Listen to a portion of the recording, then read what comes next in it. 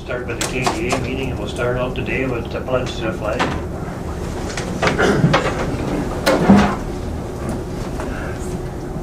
I pledge allegiance to the flag of the United States of America and to the republic for which it stands, one nation, under God, indivisible, with liberty and justice for all. So the first item on the agenda is to approve the agenda. I'll move, Mr. Chair. Jenny, we don't have any additions or anything to the agenda? No, there are not. Okay, move to approve. We got a motion from Kevin. Second. Second by Brian. All in favor? Aye. Opposed? Motion carried. Approve the minutes from the January 16th meeting. You all had a chance to read them.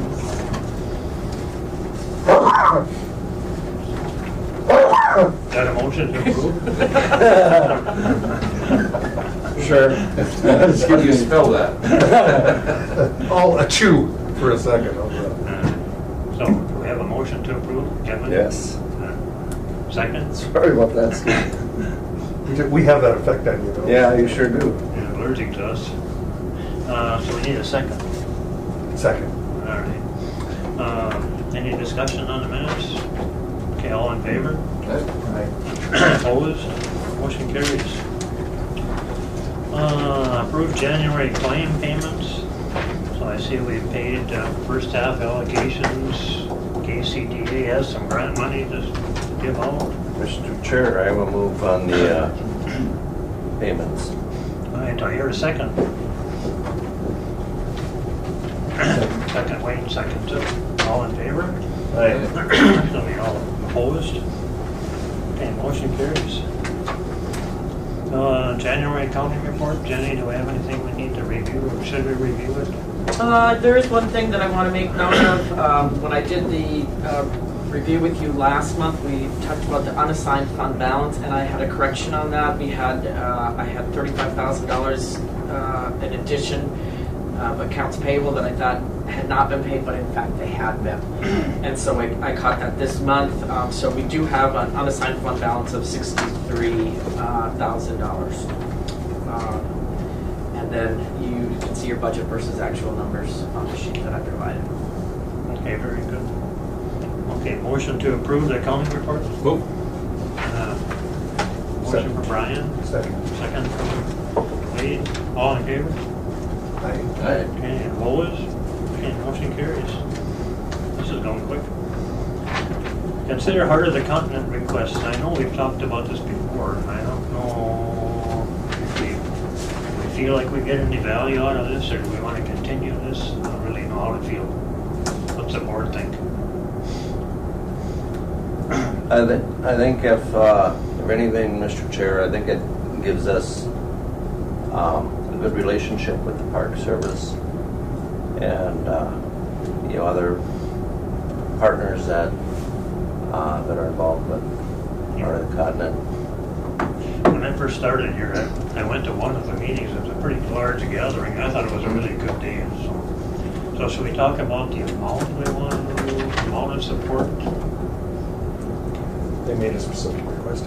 No, I don't think so. No, they're looking for 4 different levels of Yeah. support. Do we know what we did last year, Jenny? We didn't budget money for this, I don't think. No, we did not budget money for it. The last time we did it, it was actually for the previous year, so we kind of skipped a year last year. I believe we were an associate partner last year, but it is not budgeted in the KDA this year. Is that associate? I can't remember, got it up here. Is that 1,000? What was the social It's model? 100 to 499. Oh, okay. You go $1 more, you move up 1. If you go to 500, then you're a sustaining partner. Yeah. This with these funds, Mr. Chair, in January, if we did support them, come out of KDA. We Or could. is that more to be considered from county board? Well, it's not budgeted in KDA, so where does it need to come from? I think we could probably, last year we came in under budget for our operations per diems, so, there is about $1,755 left for miscellaneous operating. That's sort of, KDA? unassigned to anything. So there is enough funds for for that. I moved to a sustaining partner at the lowest level of $500. Okay. That's the second lowest. Well, sustaining partner, 500 to 999, so we'll Move it up a buck. go a buck. Okay, good. That's a motion from Brian, just $500 support. Do I have a second? I'll second that, Mr. Chair. Second from Kevin. All approved, all in favor? Just Discussion. Discussion, sorry. I think, I mean, I don't know, Brian, what you think, but, we haven't had a presentation. That's true. We've got Commissioner Jewell from St. Louis County is kind of the head of it, and then we've got, you saw the local names here. Yeah. So, it might not hurt this year to ask them to come in and update us. Where are we at on this? It would be good to have Doug come and talk to us. Yeah. And their park superintendent, kind of part of it. Yep. Yeah, it's a partnership between a big group of people. I think we could. I think we still can support it and still ask him to come. Oh, yeah. No, I was just thinking, Okay. we just haven't had an update. Any other discussion? Well, my discussion was, do we really get that much out of it? Well, I think it's hard to measure. I mean, that's a fair amount of money for all the time we were fighting on budget. I'm questioning whether we get that much out of it. Well, they'll tell us why, I'm sure. Yeah. Go ahead. Yeah, I keep looking at him, I'm sorry. But, like I mentioned, Commissioner, is that I think it's a good relationship, good partnership with the Park Service and the other partners that are in the organization. And I think maintaining that relationship is probably a good thing. It's a partnership with our friends in Canada, too. St. Louis County, I think St. Louis County is a... Yep. But I agree, it's hard to measure how much we get out of it. So that would have been my question too. But for $500, I think it's worth it. Yep. Any other discussion or? Okay, all in favor of the motion? Aye. Opposed? Okay, motion carries. Consider Department of Energy agreement modification. We all have some opinions on this, I'm sure, but it kind of looks like this is something maybe we need to do. Yeah, they requested the grant be extended, and it has been approved by the Department of Energy. The modification that they requested has finally gotten approved. It's through September, September 30th of 2018. And I think by that time, all of the grant funds will have been spent. What was that date, Jim? It goes through September 30th of 2018. You thought it was another 10 years, didn't you? Going to Jim. Our 15-month project. And I need them to sign that. All right, I would move to modify the Department of Energy agreement to extend to May, April, September 30th. Okay, motion by Brian, second to the motion. Yeah, I guess me. I've been on that. Okay, any other I've discussion? been on that since the beginning. No, a long time ago. Well, discussion is, I mean, there's 2 grants from the state of Minnesota from the Department of Energy. There's that much money left. Yeah. We need to expend that or expend it and be done with the grants and see where the project lays from there. So it expired like in October or something like that. That's what I think. I think we have to do it. Yeah. Yeah. If I could, it's not all for naught. I mean, looks more and more like we're going to be moving into a regional solution for solid waste. They're going to have an opportunity to be there at the table. Yeah. Right. Are we planning on or going to try to have some sort of a report from these 2 guys before too long? Yes, I just talked to Steve actually last week, Steve Korstead, Okay. and they will have a final report that they'll prepare and present to the board. None of us had gray hair when we started this. I believe that. I know I've had a few extras. We all looked young like Dr. Some of Seuss. us might even have hair too. And then we went through 6 different commissioners sitting at this table since it started. Yeah, well, it's been a lot. Yeah. Okay, I think we're done here. Do we have, okay, all in favor? Aye. All Opposed? Okay, motion carried. Rainy River Community College Healthcare Initiative Report, though we got a written copy of it and we had a chance to read it. Do we need to take any action here? I don't think No, so. it was just really a board, board info. I think I did talk to Mr. Devenin, and they will be putting together another report and presenting at a future meeting. No, I'm sure.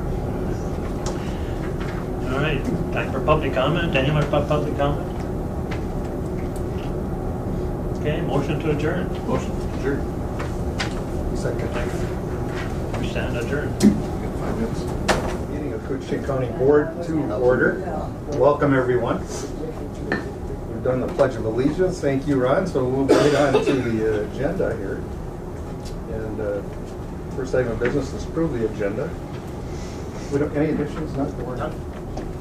Okay, move to approve. Second. Motion, Commissioner Norby, second Commissioner Skoye, to approve the agenda as presented.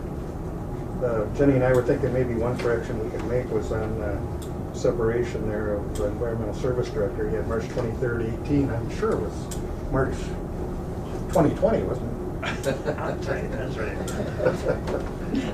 Would he notice? I don't know. All right. He's not here, let's go ahead and do it. Wait, no, he sees it in the minutes, right? It's easier to make it look like 19 than 20. Yeah. All right. Any questions or discussions on the minutes? Hearing none. All those in favor? Aye. Aye. Those opposed? Motion carries. Now we'll move to the minutes. Regular meeting. I move to approve the minutes, Mr. Okay. Chair. Got a motion by Commissioner McBride, Second. second by Commissioner Norby. Approve the minutes as presented. Questions, discussions? Hearing none. All those in favor? Aye. Opposed? That motion carries unanimously. Personnel business, notice of a temporary hire at the Veteran Service Office, and Candace has had some difficulties there, and so I've met the new employee a couple of times. She's working, fitting right in. So. But anyway, that's at this point that's just a notice. It's just informational. Financial business. We'll move on to that. Go ahead. Mr. Chair, I'll move on the highway claims and the county budget adjustments. I'll second the motion. All right, we've got a motion by Commissioner B, or 80, as some people know, Yeah. and a second by Commissioner Skoye. Any discussion on those? Mr. Chair, the budget adjustments, those are just language, Jen? Is that what I see, is that just the language? Yes, we're actually lowering some revenues, so we'll be reducing some revenues because they came in less than what they were estimated, and they wanted to, Snowmobile and ATV grants wanted to make sure that those were adjusted. Okay. It wasn't adjusted. And all budget adjustments need to go through board, even if it's lowered. Okay, any other questions or comments? Hearing none, all those in favor signify by saying aye. Aye. Opposed? Motion carries. Committee of the whole meeting. We don't really have. Just a motion to add the meeting to the agenda, Oh. or to the schedule. I'll move on that, Mr. We've got a Chair. motion. That's the one with Bob and Yeah. Correct. And a time Senator has- Box could be. Senator Yes, Bach, Senator yeah. Bach can represent. There'll only be 3 of you here, probably. We can Squeeze them for everything you can get. We can do it. Yeah. That's great. It's great that they're stopping. I appreciate it. All right. We had a second? Wayne, that was you? Yeah. Okay. 80 and Skoye. Okay. Any further discussion on that? And again, anyone in the audience, it's an opportunity, for our legislators to be here and be able to meet them. So anyone that wants to come, you're wholly invited. And I'm sure I know they enjoy hearing from the small cities too. When is that week? It's going to be on March 9th. March It's 9th. Friday. It's on Friday. All right, all those in favor signify by saying aye. Aye. Opposed? That motion carries. Is Consider requests for aid from Small Cities Committee. Who's the representatives? I know Dr. Struess. But anyone's welcome to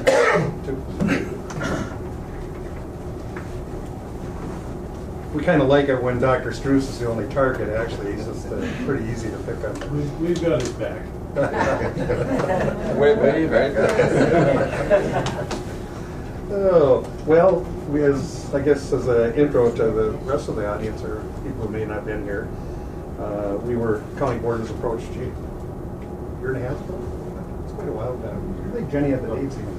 But anyway, approached by the board to look at, is there a possibility of being able to do something with the power line structures tax. And to that end, we told them to meet with all the principals and get together and then come back again with a proposal that we could consider. And to that end, they did come back last year and with their proposal. And so we told them there was no taxes payable this year, so we asked them to come this year because we're looking at taxes beginning to be payable in 19, taxes 18, payable 19. And so that's why you're here. And with that, I'll turn it over to you, Dr. Struess. Thank you, Commissioners, for the opportunity. Again, I think this discussion probably started even prior to a year and a half ago, probably about 4 or 5 years ago. It was kind of a fundamental discussion just on the property tax structure in Cushing County and how property taxes are assessed and the uniqueness of that system compared to other counties in the state of Minnesota. So I think what we're hoping is that this provides us an opportunity to provide some relief to the small cities in Cushing County. And basically, we've got representatives here today from Bernier, Little Fork, and Big Falls, and I represent the city of Norfolk. And we met a couple times in committee, and we came up with a... And to that end, Jerry, I'm not sure everybody knows everyone out there. I do, but I don't think all the commissioners know everyone. Maybe we should just do quick introductions if we could before we start. Well, Mart, I can't see who's all next to you there, but they do. Joan Nelson, City Clerk for Big Falls. Joan? Martin Linda Manis, Mayor of Big Falls. Well, they know who I am. Do we? I'm Dwayne Etienne, news reporter for KSDM Radio. Okay. I'm Kevin Sather, City Council. Lauren Lehman, City Council of Little Sonia Bellin, City Clerk of Little Fork. Cheryl Gautreaux, City Administrator for Rainier. Todd Combs, City of Rainier, City Council. No. Randy Tom, CFOB Radio, Fort Francis. Tricia, you don't get out of this. Everybody has to. I'm sorry, I thought you were introduced to Tricia Heigl, Chamber of Commerce.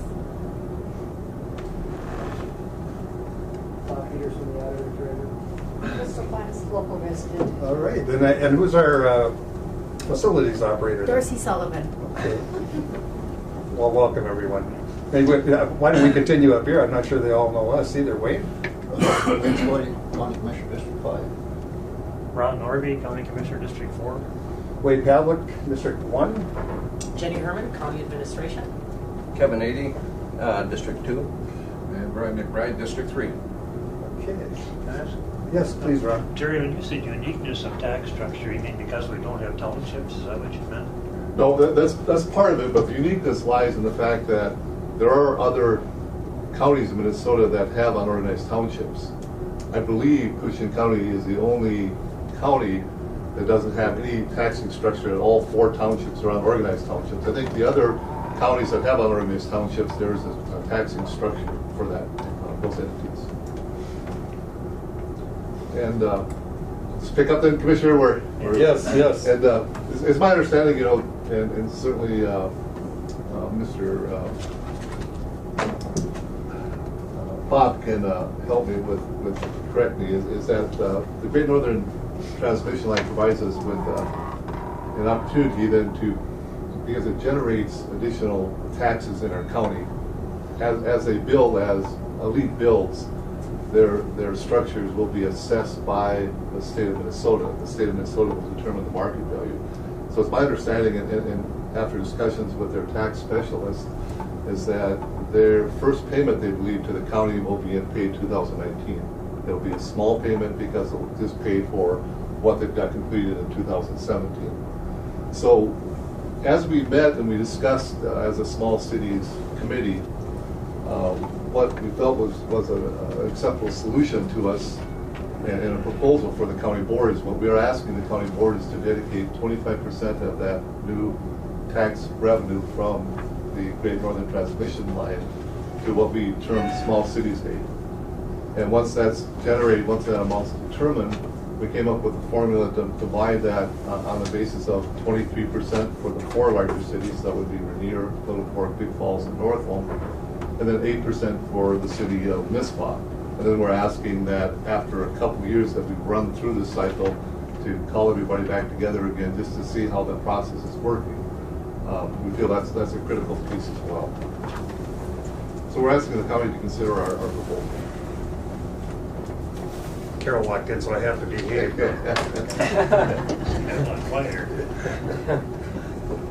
All right, well, any questions or comments or? Oh, Yeah, please. Kind of being a rural commissioner, I see what the small cities are all sitting with, and I can see the difference just from moving a quarter mile from outside the city limits to Northland to inside the city limits, what the difference, in Could you the push tax that is. microphone closer to Okay. Wayne? It's hard to hear you, Wayne, I'm sorry. Okay, sorry about the Marta. Yeah, we'll just have to speak up. And what it is, and seeing what the small cities are doing, and we're all financially having trouble. So we've discussed this, and if hearing nothing else, I would propose a motion. Make a motion. And I guess the motion I would like to have it is a motion to apportion 25% of any additional tax revenue from the Great Northern Transmission Line for the small cities in Coochin County, and to be proportioned out as their structure is set. Okay. That to go to 23. 23, 23, 23, 23, 8. Yep. All right, we have a motion. There's a second. If Jenny wanted to clear that up, or if there's any discussion on the board or not. Well, The motion's cleared up right now. Okay, yeah, we have to have a second before we even discuss. Okay, all right. Is there a second? Second by Commissioner McBride. Okay, Commissioner McBride, please. I would just ask Bob, I mean, we don't have any ideas yet as to the dollar figures we're even going to consider, Well, but two things we won't know anything until probably August as far as what their assessed values are and what they're going to be. But anytime you raise taxes, the county board has to levy it. So you would have to add that additional on top of your levy of what that's going to generate. If you don't levy it, everybody else's taxes are going to decrease because of the increase in the tax capacity. So the county board is up to saying, okay, this is what's going to be generated if we leave this the same and add the tax capacity for that power line. Then you have to increase that levy to get that money. So it's just not an automatic. it's not just this money coming in on top that we're going to distribute. Right. It's got to be levied by the county. Well, what does that, or if I could, anyone? If I could then, Bob, what's that do to the tax rate? Your tax rate, your tax rate would probably, if you take your tax capacity of what it is right now, and you add on the power line, and you levy equally amount, your tax rate would stay the same. Okay. Wow, is it kind of like what we do with the railroad? Somewhat, yeah. Yeah, you get your tax capacity, you see what your tax capacity is, and you set your levy to keep your rate the same. Please, Jerry. Commissioner, the one thing, and I appreciate Commissioner McBride's comment, but the one thing is that there will consistently be unknowns in this process because the state of Minnesota controls so much of it. You know, first of all, they control the market value. They'll set the market value, and as believe me, a league is watching what Enbridge did and what Blanded did, and they're going to lobby very hard to have their market values reduced. Could greatly impact this. And the other thing is they have total control over the classification rate. You know, they can tinker with that classification rate, which can make a tremendous difference in the amount of tax that we would pay as well. That's why I think what's unique about this is that, you know, we're asking for a percentage of the revenue, meaning that if your revenue goes down, so will the small cities' aid go down. And at the same time, we're cognizant of the fact, you know, in this process that it's at the, I don't want to, whim isn't the right word, but it's at your control. I mean, if it comes 5 years down the road, you feel that it's no longer feasible to provide this aid, the board at that time certainly can take that action. But I think you know, the thing that's kind of neat about this, it provides us with an opportunity, I feel, to provide relief to these small cities without raising the taxes of people living in the outlying area, because you're going to generate more money because of the market value increase. Okay, any further questions or comments? Go ahead, Brian, please. I guess my question to the small cities would be, would this just be general revenue funds, or would they be dedicated funds for infrastructure or something like that? I mean, have you Rainier's going to do it for infrastructure. You discussed what these funds would be for, rather than just to put in to say salary increases or something like that? I mean, obviously we need to have something come out of there that's tangible, which would be infrastructure, something like that, economic development, whatever. That's kind of where I'm at on this. Our council discussed, one thing we discussed a little bit is property tax relief. Because of the high rate, we felt that it would be appropriate if we could afford to dedicate some of this money to replace some of the levy money we're generating right now. We've got a couple major projects. You know, one, we'll have a meeting next week with a professor from the University of Minnesota on part of Lake. You know, that lake just outside of Norfolk. We really would like to do some cleanup with that. We certainly have other projects. You know, quite honestly, what we've been doing is we've been just basically maintaining what we have, and if you don't invest in your equipment, you don't invest in, you know, your resources, you just slowly slide behind, and you reach a point pretty soon where it's hard to function. So we're kind of at that point. We've been trying to maintain with our revenues, but that doesn't, you know, that doesn't take care of the picture long term. No, but I think we're getting at it. I mean, I understand what you're saying with property tax relief, but if you get X amount of dollars and then you take X amount of dollars out for property tax relief, you're really not gaining anything except for help. I mean, we need to see some tangible improvements in the community. I'm not implying that we use all of it, right? But I think we have some sense that when we're seeing, you know, when we're seeing people living in Northland paying property taxes that are twice or 3 times as high as somebody living a mile outside the limits, I think we have to address that, you know, in some way. And I certainly agree with you. You know, the taxes aren't going to be comparable to people living outside of town, but it's a concern that we have. We hear it from our constituencies consistently. Mayor, please. Basically, I think we would probably put it into general funds to try and fight inflation for increases in property tax. Plus, we're also looking at hiring, that this money would be designated to hire an extra person, which we badly need, and we cannot afford it right now. We just cannot afford it the way our funds are right now. We need an extra person on to help us, and that is what we're looking at, you know. Basically, Joan, do you have anything to add to that? No, that extra person is important. Right now, we have one person in the office, and we have one maintenance person. That's it. If Terry or I are gone, we have no one to cover our duties, and it's pretty critical to have that, especially in the maintenance department and the water and sewer department, that we have a second person trained in for the basic operations. All right. Anyone else? We've had a huge infrastructure project for Middleport. We certainly could help her with that as well. Brian? I think it's the right thing to do. Well, Dr. Struess and I, of course, have been looking at various things, school district. By the way, you might explain to the audience too how much of this is going to the school districts right off the top. It'll be, you know, I believe it'll be a portion based on their tax rate, right? Is that well, it's on the tax value. So yeah.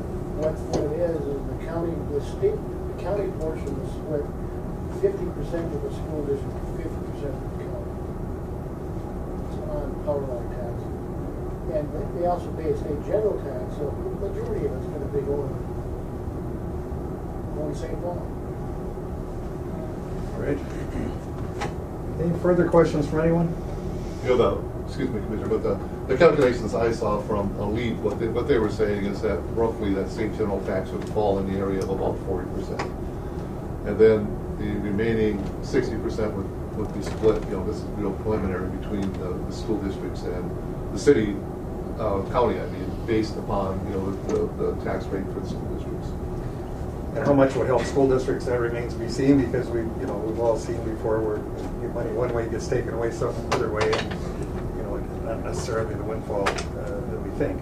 But getting back to the small cities, you know, I can tell you, I've been here 26 years. 26 years ago when I started, Big Falls had a hardware store, cafe, grocery store. It was a going community. Little Fork had more going than it does now. Although Little Fork, you know, thanks to St. Francis, you know, continues to be whole there with a large employer.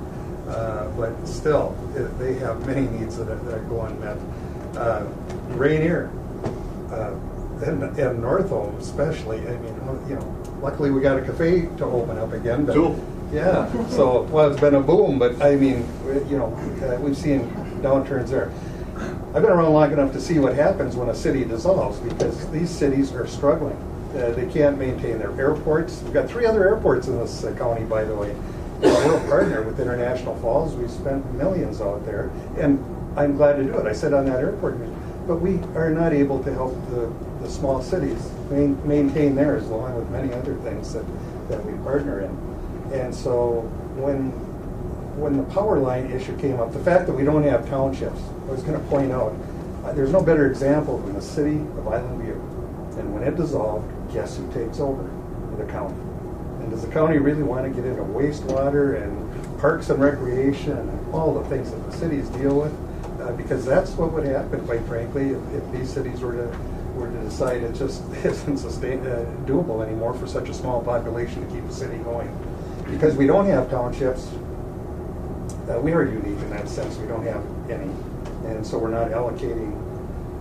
The timber revenue is a good example. If Nathan were here, he could explain to you, but Bob understands. When we do our timber revenue, 40% goes directly to the school districts.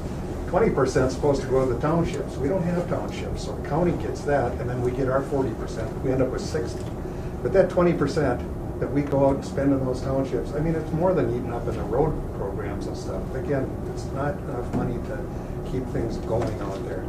And I don't see any other way to turn around the decline of these small cities. We need to keep them, and I've always viewed it in essence, they're kind of the substitute for a township, because they service the bigger areas that they're in. And this is a way to do it without having to take it out of, you know, our local tax dollars that we generate right now. I view it as an opportunity. I want to stress that if we approve this, the county still has full control of this. We can change formulas, we can change amounts, you know, priorities, how we go about it, anything. And it doesn't. We're not tying the hands of future boards. So I want to keep that in mind. But this is a way, I think, to really kickstart the economies for these small cities. And Commissioners, one thing too I wanted to point out, I think that now is an opportune time, because the payment in 2019 will be a small payment. We all know the best thing we can do is run this through the process one time with a small amount of money, just to see how it works, the nuances that exist there, before you jump into it with the total amount what they anticipate will be in 2022. So I think this provides us a unique opportunity to kind of experiment with that process, just to see how it does play out. And again, I want to thank Jenny, put together a lot of our information today too. You know, unbeknownst, I don't know if the council's even realized this, but I mean, this has been an issue since, you know, for 20 years anyway, when Commissioner Lepper was still here. And we were seeing the declines in the small cities, and then we came up with the idea, let's get them some economic development money. So we kind of shut down the key to funding that came to the county here, and we distributed it to the cities.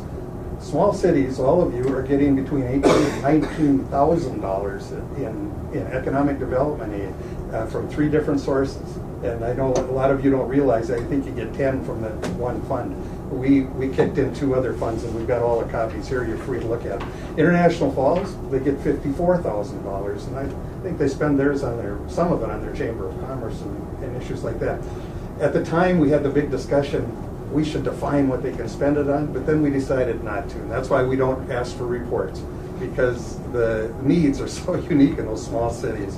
We thought, you decide how it's best to spend that in terms of economic development. So that's out there. I know it helped some at the time, but that's not a lot of money for what they're facing. And this would really make a difference for those cities.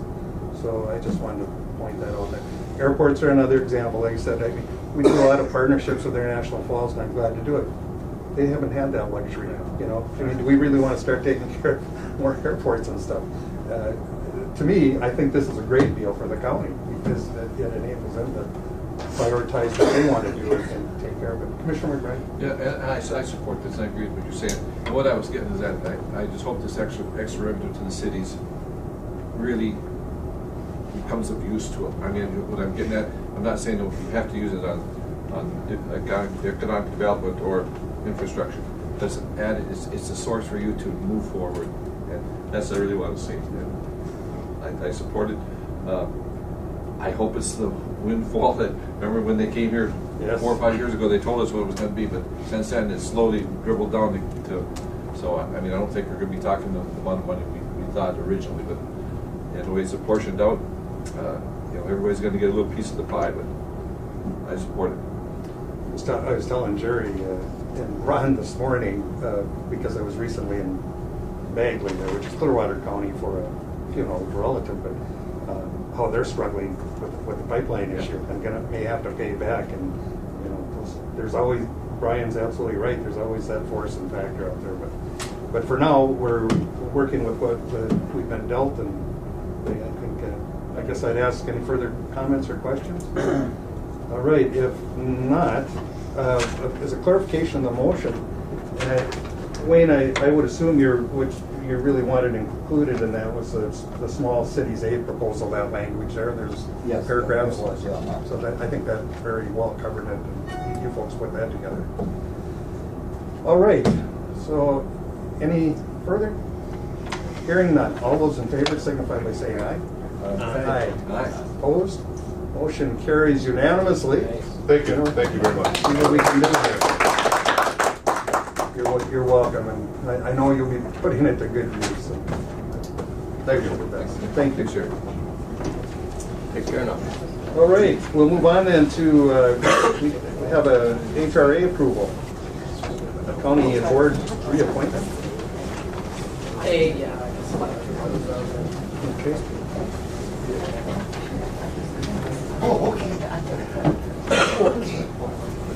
Approved Housing Redevelopment Authority, Cushing County Board, reappointment of Craig Miller for a 5-year term beginning January 1st, 18, ending January 1st, 23. Wishes of the board. That's a long time. He's the only one that's up there now. Yeah, that's all that came to us. All right, we've got a motion by Commissioner Skoye. Second by Commissioner Norton. Discussion. Hearing none. All those in favor signify by saying aye. Aye. Opposed? That motion carries. Information system business. I'm here. There she is. Okay. You're so quiet back there. Hey, Jackie. Good morning. Morning, Jackie. You want what? I need to replace the printer in the auditor treasurer's office. To blow up? No, but only the manual feed tray and the bottom and the second tray work on it. So they are flipping things around. It works, but it's hokey, so 2 of the trays are not working. The printer they have right now was bought in 2004. It's exceeded its life expectancy. They're due. I just didn't plan for it. So you're going to take this out of Bob's budget, right? Yeah, Bob doesn't have that budget for either. So my plan is to use the IS budget funds for capital outlay. If I run short later on in the year, I'll come back, but for now I'm going to try and squeeze it out of the budget She's still the only department I can remember being here this long, we've never said no to. You say no now, you might make Bob mad. Oh. He's not paying attention. I'll vote for discussion. Okay, we've got a motion. Commissioner McBride, second Commissioner Eby. Brian, go ahead. And this is an outright purchase, it's not a lease? Or- Correct. So and that's for $2,621. Yep. And odd cents. Yep. All right. Commissioner Eby. I was gonna say, it looks like they definitely exceeded the life expectancy of it. 13 years is a pretty good length of time Yeah, for, when you consider that it cost almost the same, the previous one cost $2,300, so. It's been here almost as long as you. almost. You're looking good, yeah. Okay, any further questions or comments? Hearing none, all those in favor signify by saying aye. Aye. Opposed, that motion carries. Thank you, you. Jack. Land and forest business, where is that guy? I just saw him walk in. Say no, say no. Say no, what? How's Nathan doing? Good. Review results of the timber auction, February 7th. Yeah, we had our first quarter timber auction on February 7th at the Rainy River Community College. We sold a little over, or just under 20,000 cords for a total sale value of $516,000. We had 2 sales go unsold at the auction, and they've both since been picked up over the counter. So stumpage prices, I would say, are down a little bit. I think we're kind of, especially in the black spruce market, I think we're kind of seeing maybe some reaction to Blandon's announcement that they announced earlier this fall. So I think we're kind of finally starting to see a little effect from that. Leveling out. Yeah. Well, still doing good. Go ahead, Brian. And Nathan, what was the projected market hit that? Was it around 26,000 cords they figured? Have you heard that number? Well, then I've heard a couple of different figures, and it's just kind of hearsay figures, but what I've heard is anywhere from 60 to 80,000 cords. Wow. So. And originally, what everybody was speculating is the machine that shut down at Blandon used primarily aspen. And so everybody thought, well, it's just aspen that was going to go off the market, and there's other mills that could absorb that volume. But now it sounds like Blandon is maybe going to try to run some aspen on the remaining machine that's still in operation, so that will offset spruce volume. So that's probably part of what we were seeing at our auctions the other days. I really appreciate the graph with the 8-year trend, because it really shows what's going on. I think better than anything I see, it shows what's going on. I appreciate it. Yeah. All right. And we had the other. Go ahead. I was just going to say that talking to a lot of lobbyists, just a little bit of uncertainty right now, because they're looking at, like Adam was saying, that they're just juggling the mix right now, and they haven't resolved anything. So. Yeah, they're still trying to find the way, kind of. But there is a little bit of uncertainty in the industry, though, on those. But Blandon was at the auction and bought some tracks from us. So. Mm-hmm. And they weren't right up on the southern end either. They bought a couple up here, more in the central part of the county. Yeah, one just north of Big Falls. Yeah. That's good. Of course, I got to travel on 6. Yeah. All right. Any questions on that? We'll move on then to, we've got to set the promotion and reserve accounts for 2017 trust fund. Yep, correct. So we did the statement for the 2017 trust fund apportionment. Total trust fund profit for 2017 was just over $2.9 million.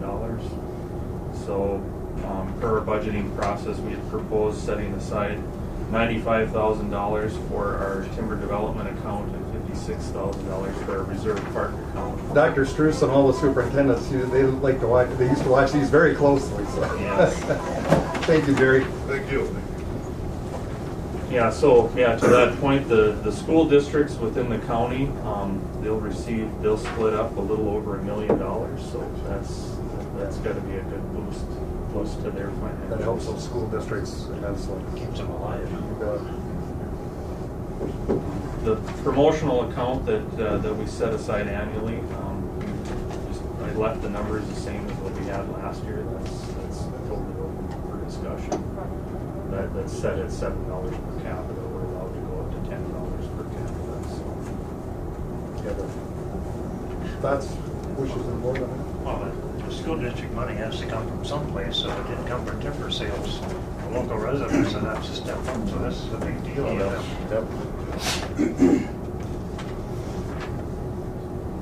All right, well. Mr. Chair? Go ahead, Let's come Brian. back to, Nathan, the promotional count to cities, now you say we're at 7, but you could go to 10. What would be the bottom line effect to your department if we did increase $1 or $2 to the?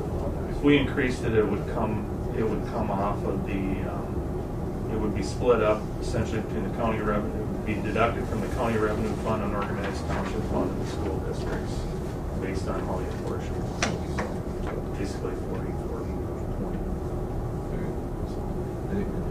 I think there's, at $7 is still pretty good. I Pretty good think amount so, of money. yeah.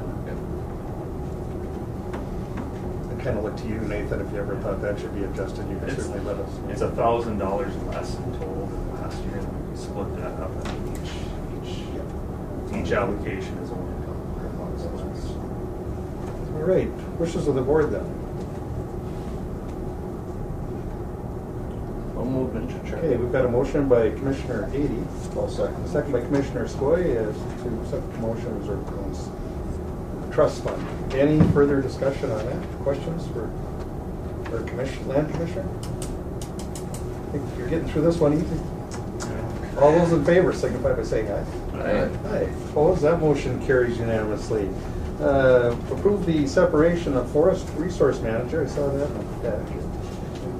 Yes, so. It was shortened to the point?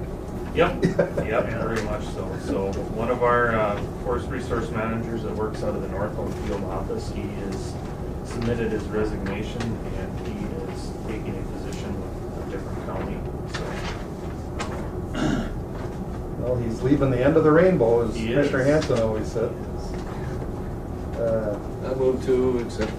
I was going to ask if we could just make the motion for his termination and to open up for rehire in one motion. I think we need to. Yeah. We've got a motion by Commissioner McBride.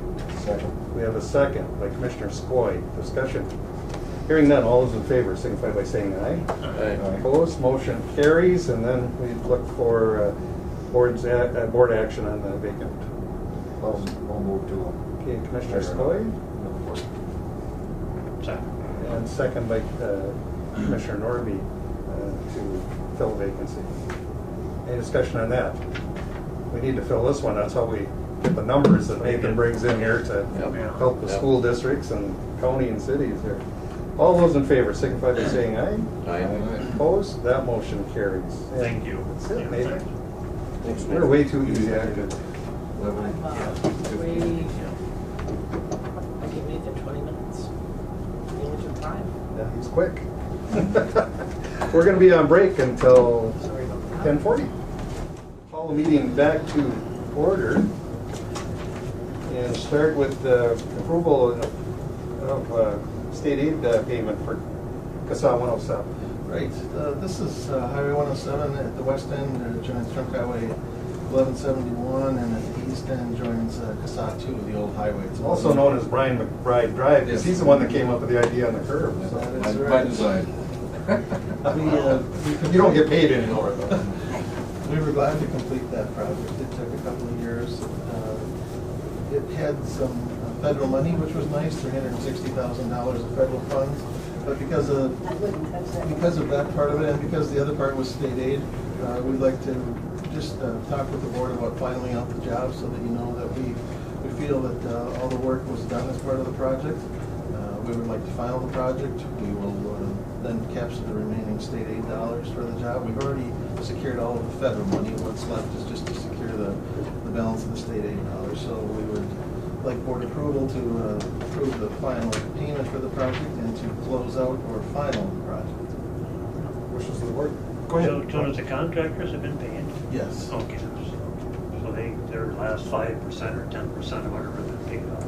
Yes, this is kind of a approval of filing the project or closing out the project, and kind of a confirmation that the highway department feels that the project was done, and that everything in the plan and the specifications was completed, and just to acknowledge that part of it.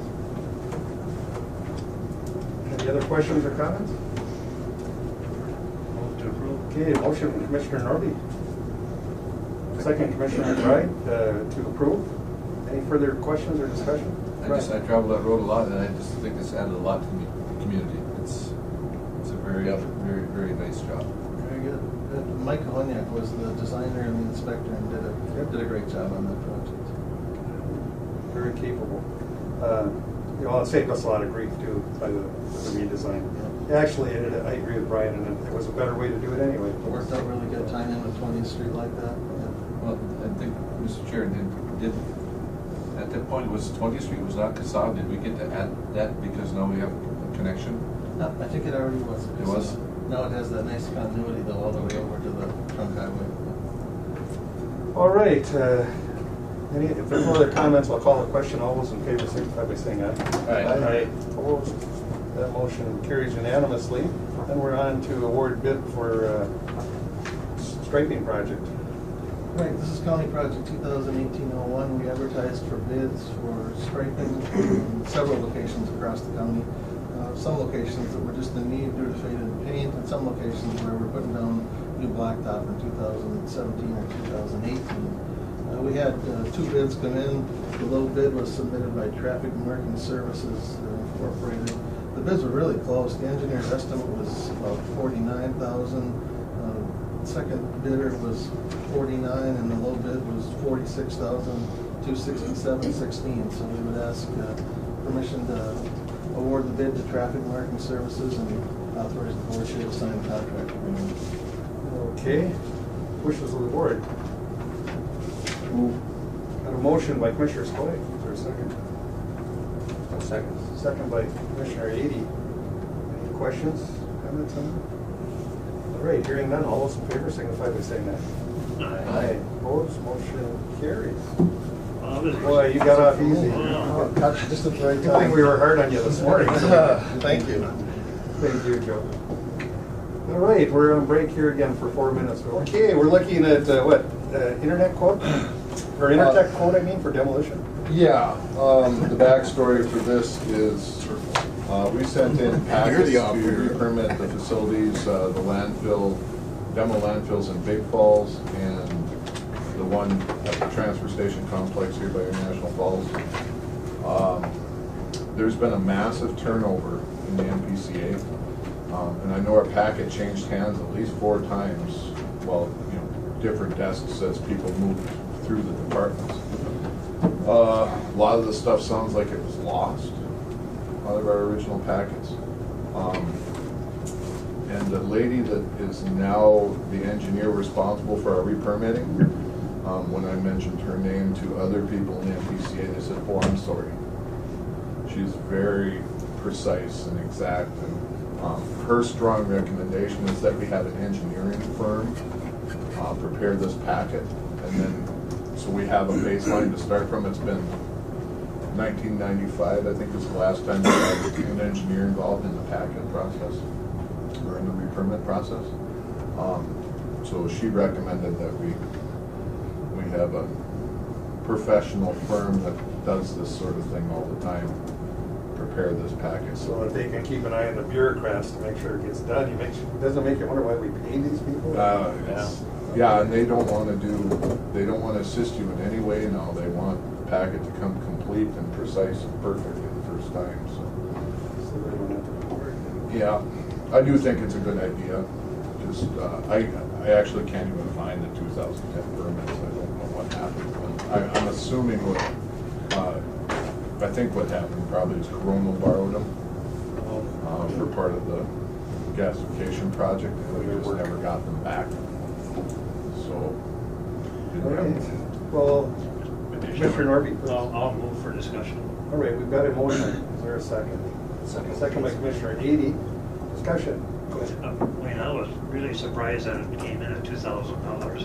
When we talked about this before, I thought we were talking $20,000. Well, this, I was thinking that too. and this might be a little deceiving because this is a proposal to prepare the proposal. So there is still that $20,000 monster out there somewhere because I think it'll probably be between $10,000 and $20,000. Okay, I also think we don't have much choice. No, I don't either. I guess the question I would have is, we have covered the budget. Yes, he has that budgeted. All right, so we're good to go if that's what the board so wishes. Any further comments or questions? Hearing none, all those in favor signify by saying aye. Aye. Opposed, motion carries unanimously. Consider Port of Rainier Safe Harbor. That's not me. Oh. I was a bit involved in this, but pretty quick action here, thanks to our staff. I could pass. By the way, Dale isn't here today, but Dale is the one who got this going. This is a initial rendering from back in November. It's probably going to change a bit. It was the first idea when the Rainier Council was approved. It was approached by myself and a few other folks. But we're here today to talk about the Rainier transient dock proposal and all of the moving parts within it. And after we had a visit with the engineering firm AMI on January 9th, I believe it was. They looked over the site and we discussed at length the logistics in the area and the boat ramp, which has been there for a number of years, but is kind of a problem there. There's not enough room to use it. It's in need of repair. It causes some safety concerns. And in doing so, AMI suggested that we incorporate the relocation of the boat ramp in with this entire project for a couple of reasons. It would help us get funding. It'll give more room down there and make a safer area, and then in the end we can have a better area to launch the boats. And in doing so, we've decided to incorporate an invasive species boat wash station in the boat launch concept, which we feel is very important to Rainy Lake to prevent the spread of invasive species. There's funding out there for things like that these days on a state level and even on a federal level. And it would really add to the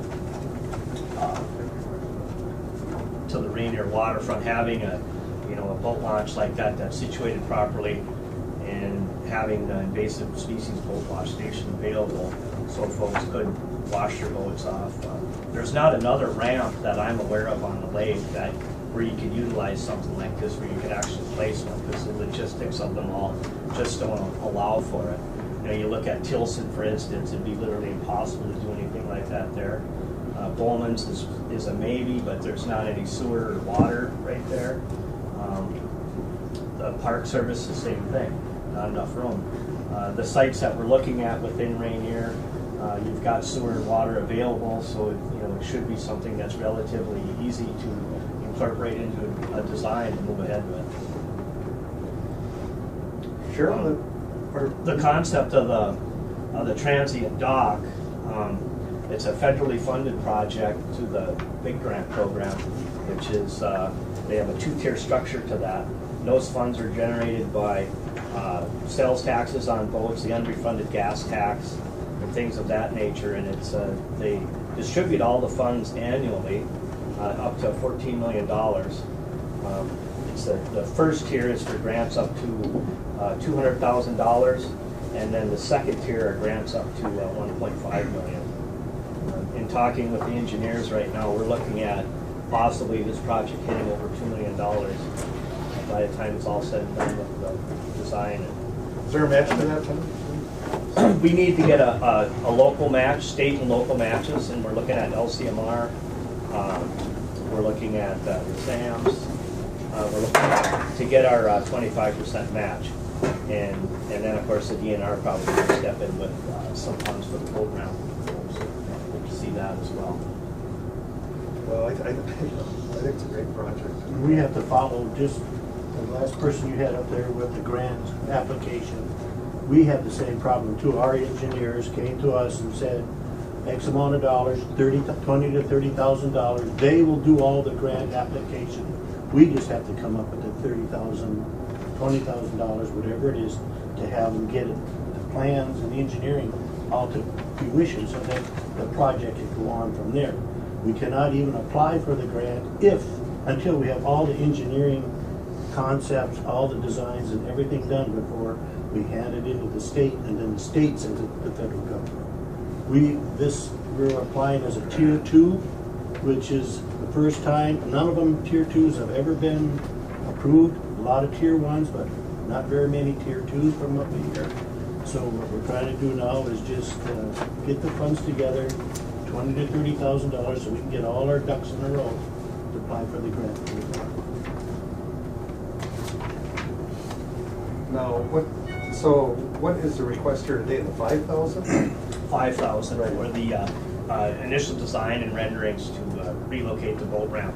We have a steering committee that consists of 12 people, and we met and had a decision-making meeting on the boat ramp. The primary reason for the meeting was, one, to decide if we needed a boat ramp in Rainier. It's a waterfront community. The folks that were at the meeting are representatives of different businesses. They felt it's very important to have a boat ramp. We moved on from that to the 2 different locations, and then we talked about different ideas about those locations, and then we passed that information on to the engineering firm, and then they'll work on the cost estimates and renderings, and prime location of utilities and things like that. Cheryl, anything to add? Yeah, the only thing, I guess, to add is, like we said, we're still looking at places to move the boat ramp, and we'll have to work with TNR and all that. Some preliminary places to put this wash station. We would have water and sewer available, and those sorts of things, so. You're talking our Joe Southern? No, yes. Well, he works on every project. Yes. We're involved in, so. All right. And so you've had the discussions with the city council on this? Right, and like I said, it's kind of a big project with lots of different moving pieces, and but we're chugging forward with it, and it's going to be a nice project. City council Rainier is behind it 100%. We've already earmarked our 5,000 towards it. Well, Tom first approached me on this. I mean, it was very intriguing, and I think it's got a lot of possibilities here, not only for voting public, but for the community of Rainier. And as I told you, a project like this would have to go through the city. They have to be the sponsor, so to speak, to the overall feasibility of getting this through. Right? The last couple of years when we have the AIS funding, we struggle to find worthwhile projects for it. And, this seems to fit. I think so. Well, if you got more, okay. We'll start with this one first. Well, I mean, obviously, as a county, and the money comes from the state, and it has to be used the way the state legislature said it has to be used. But I think this fits well within the AIS structure. I think it would be, so unique to have a boat wash station, a permanent one. And I did some research on them and looked at them online, different photos and different renderings of some other projects. And people use them because everything you need is there. It's not like pulling into the one at the they had at the Roadhouse or anywhere else. Because you get your boat out of the water and there's this nice, beautiful unit, and you can pull up to it and use and do it yourself. And people like their boats to be clean, and especially folks from outside the area. I see that daily. Folks that come up on vacation, and I've been certified in this invasive species stuff, because I'm a lake service provider, and people are aware of it more so than people locally, and they take good care of their stuff, and they make sure that it's clean, and they want it to be clean when it goes home. Wouldn't hurt to even have a sign to remind people, because that's right? So would this be a free service? Yes. Because, obviously you're talking about people like to have their boats cleaned, but also people in this area that have their boats in the water for a few weeks, and they're going to pull it out at the end of the season, and would they be able to come and use it as a... I don't know if that the logistics, if it would be coin operated or if it would be free. The engineers will present all of that. You know, in the Find the hard blaze could be a totally free service. Yeah. You could come wash your boat, right, at the end of the season. Just like car wash. If it costs you $15 to clean your boat up, that's what it costs. There's no such thing as a free lunch. Well, and they don't fit in the car wash very well. You know, sometimes you go in there with a trailer, and I've done it before. It's a little bit awkward. Try to pull your pontoon through it. There you go. It doesn't work. Commissioner Norton? Well, as a community, our real issue is we'd like to have them clean their boat before they put it in the water, more than taking it out of the water. That's the real issue. Once it's in the water, it's too late. I don't know how we can make that happen, but it'd be nice if there's a facility there and people understood that. You know, they're bringing this stuff with them. We'd like to clean it up before they put it in the water, rather than when they take it out of the water. But I don't know how you make that happen. But some of the thoughts are, if you have an informational kiosk, and it has that information on it, and there's no room at any of the boat ramps to really display any of that stuff, right?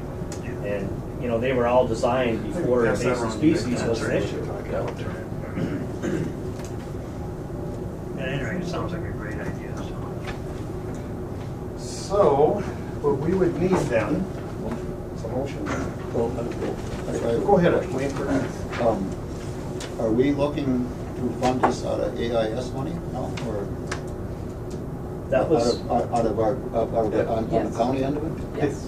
They'll set something in the agenda there and kind of explain what this is. Oh, okay. Yeah, I would move to spend $5,000 on the AIS as a project that fits within the guidelines. All right, we've got a motion. I'll second. And a second, McBride and Skoye. Yeah, and Dale's thoughts were it was a real good fit for that particular project. One last question. Have we got kind of a ballpark figure what this whole project might cost? trying to keep it under 2.2 million.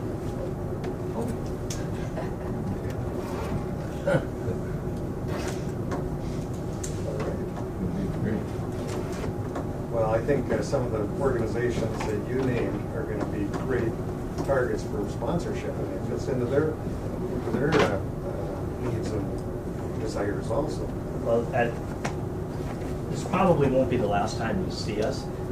There'll be other needs down the road, letters of support, which outline how the dock and everything would be used, which is very important. You know, this is going to be scored on a federal level.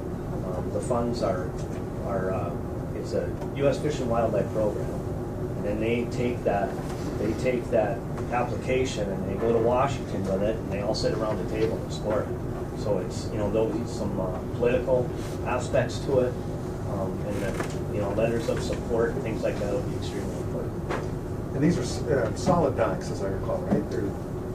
Yeah, it's the fingers most likely will be floating and attached to pivot, but the main T structure will be sheet pile and filled with rock, and it'll be big, bold, and beautiful, as I've termed it. You know, it's got to withstand the flow, it's got to withstand the ice. There's two different challenges to the actual design. I've been on that Rainier dock on some days when those waves were as high as you could see. Yes, the plates. So it's got to be built to take it. All right, we've got a motion and a second. Any further questions or discussion on this? If not, all those in favor signify by saying aye. Aye. Those opposed, motion carries unanimously. Thank you so much.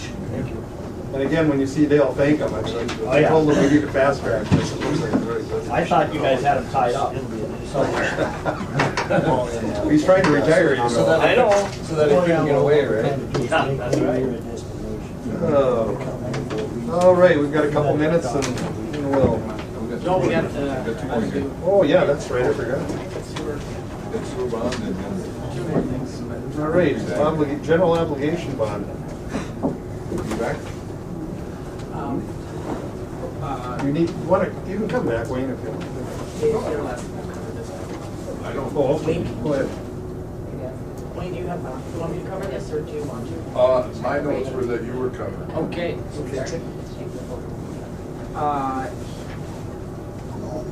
Jail was able able to get through all the red tape to encumber the state bonding money for the Island View Sewer project. And so it's all ready to go. He wants us to get this signed and back in there. It's for about $9.8 million. So the sooner we can get this signed and sent there, the quicker we'll get reimbursed. I saw that we are short a little bit in the Island View Sewer funding project right now. So we paid out a little bit more than what we've received in, so we want to get this taken care of. And Dale had it all ready to go, just needed signatures and a board approval for signatures or motion. Well, I only wish Dale were here today because that's a monumental accomplishment. And a lot of money. You know, everyone else who's been involved in that. Joe is certainly back there. Matt, see you? Yeah. I'm pretty impressed, so thank you, everybody. And good thing Dale's getting this done before he leaves, right? All right, wishes of the board. I'll move on that, Mr. Chair. All right, we've got a motion by Commissioner Ady. Second by Commissioner Norby to approve signature of the obligation bond agreement. And, we'll have Kevin sign that in case there's any legal problems.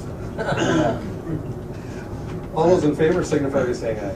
Aye. Opposed, motion carries.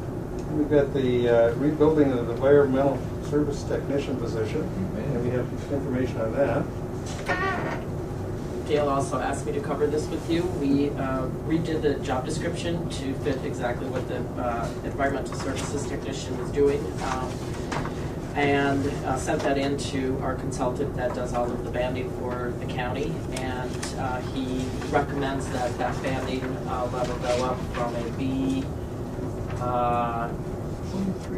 23 to a B 31, and all of those job changes need to be approved by the county board.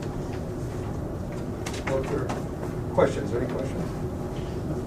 Was there an issue with part of this issue for the lead man at the transfer station? Yes, that was going to be my point. Yes. That's the only thing I have a heartburn on. There is. And Dale indicated that he does not agree with that reduction in the lead person of the transfer station, as that person still is the decision maker on that site every day. And he's actually included an attachment in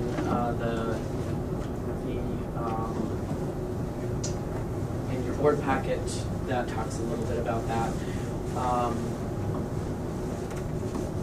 I have to agree with that because, and Wayne was part of this, but we're in the process of making that job out there even worse than it is now because we may be asking people to show proof of residence because they're bringing in garbage from outside the county, and of course the taxpayers are kind of subsidizing that. So the job out there isn't going to get any better. No, it's not. I think it. I don't know if lead man is the right term, but there needs to be something. And we'll probably bring that to, well, it's already at a B24, so I think it probably makes sense to leave it at that same, but we certainly can review that job description to make sure, and have York review it again. So, I mean, just so it's clear, if we approve this as presented, is his salary frozen, Jim? No, it is not. Okay. No, we're That just was approving the rebanding of Right. the service technician's position. That was just a recommendation from the... Yes, it was, Okay, yeah. got it. So then, that answers my question, is I'll move to approve. all right, Okay. a motion. Second. And a second, Norby and Ady. Any questions or comments on minutes? Hearing none, all those in favor signify by saying aye. Oh, I'm sorry. Go ahead. Our contract doesn't have a B31 banding in it, so I don't know, is this has to be the one created in our contract, or? Good point. That is a good point, and I checked on that, and we did always have a B31 when Bjorklund set up these bands. And so there was nobody in that classification at the time. So they're not on your list, but we do have a B31. Okay.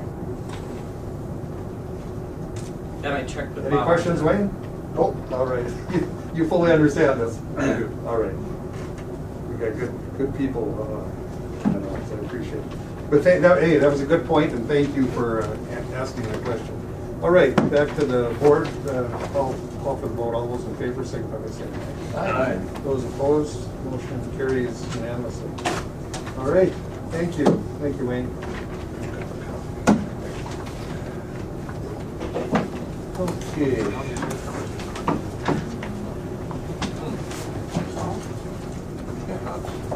We'd like to have him here. All right, we're going to move on then to the establishing the cartway award of damages. Who do we need here? The county attorney's not here yet. Right. Yeah, I will give you a call. All right, please. So we'll hold off till the county attorney arrives. We set a schedule, but we can't control the other one.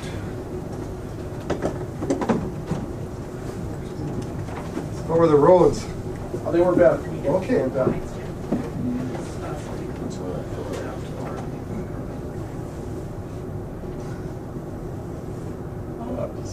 Want some more grounds in there? Yeah. That's pretty good. Okay. Yeah, I know just what you mean. No. All right, that's okay. All right, very good, thanks.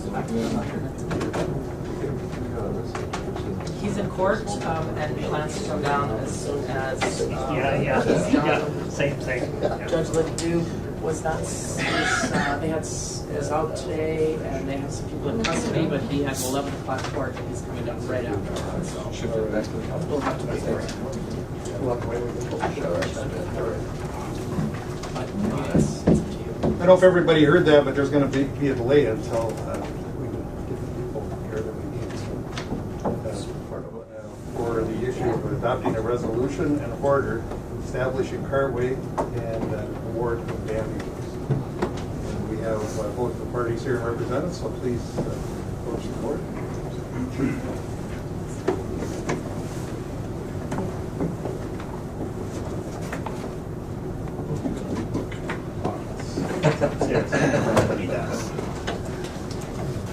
And then again, for the purpose of the audience, because this is a formal, a couple of people have commented that they were having trouble hearing the board, so if everyone can keep their microphones real close. And actually, maybe yours too, Jeff, I don't know if they have trouble hearing that position. Mr. Chairman, I just ask anybody in the crowd, once, if you can't hear, just say, speak up, please, so. Feel free.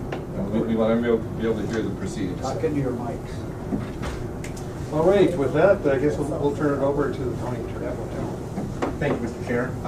We're here to address the remaining issue on the dog run cartway. The board has already met and determined that the petitioners have met the statutory requirement and that a cartway should issue. There was we took a recess so that the parties could submit things to the county on the question of damages, and that's the only remaining question for the board as I see it. There were submissions by both the petitioner and respondent, as well as part of our viewers report. The county assessor, Mr. Peterson, has already given his assessment of the valuation of the proposed cartway. But I'll turn it over to Mr. Shimon, representing the petitioner. Welcome, Mr. Shimon. Thank you, Chairman. Our position now, I think, is the same as it was the last time we met, where we indicated that the adults agree with the valuation determined by the county assessor, Mr. Peterson, and feel, and as he indicated in his report, he thought there were really two questions. One, what's the value of the 1 acre being taken for the cartway? And he said the range in the county was from $800 to $1,000 per acre. And then the second question was whether or not this cartway coming in affected the value of the remaining parcels. And his opinion was that it did not. We submitted a couple of letters from Dennis Krantz Appraisal. You're probably all familiar with Mr. Krantz. He's been doing appraisals in the area for about 40 years or more. In his letter, or in his resume, which is attached, he estimates that he's done over 10,000 appraisals during that period. And my guess is that almost all of them have been in Cushing County. He's done 50 for Carolina. There's certainly nobody in the county that has anywhere near the experience that he has. He agrees exactly with the county assessor, Mr. Peterson.